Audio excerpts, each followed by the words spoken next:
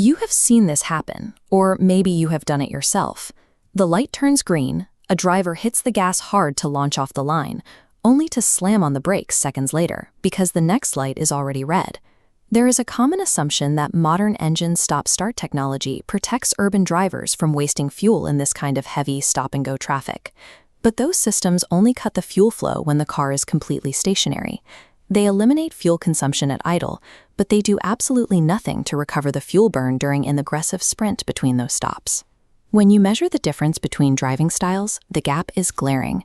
Data from institutions like the Department of Energy shows that aggressive driving habits in urban environments burn 20 to 40% more fuel than calm, anticipatory driving over the exact same route. For a typical commuter spending 100 pounds a month on petrol, that translates to 20 to 40 pounds of entirely avoidable waste every single month.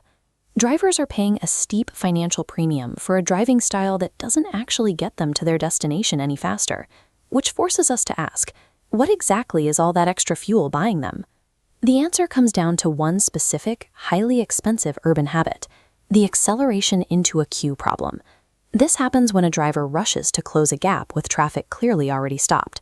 In this thermodynamic transaction, liquid fuel you paid for is rapidly converted into forward kinetic energy.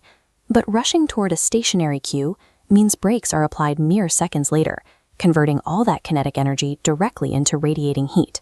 When you put that sequence together, the driver is literally spending money to pull fuel out of their tank just to generate temporary heat on their brake pads. Every time a driver accelerates into a mandatory stop, they enter a rapid energy destruction loop that yields zero forward progress. On a highway, pushing the engine hard carries a cost, but the penalty is paid only once before settling into a long, continuous cruise. City geometry is entirely different.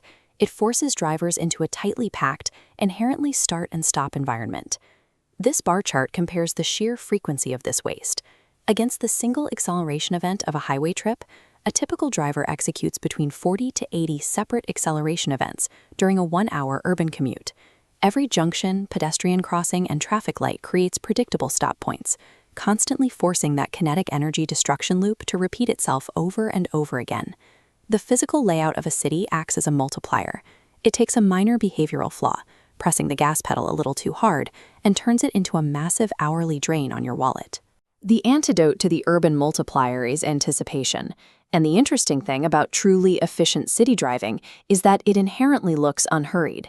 Instead of reacting blindly to the bumper immediately in front of them, an efficient driver thinks in terms of green phases. There is no value in launching hard off the line if the fifth car in the queue hasn't even started moving yet. This shows the master variable of anticipation: following distance. A 4-car gap serves two functions. First, it opens visibility to spot distant red lights earlier. Second, it acts as a momentum buffer. The car decelerates, absorbing the gap without touching the brakes. To a driver following closely behind, coasting early might look like unnecessary hesitation.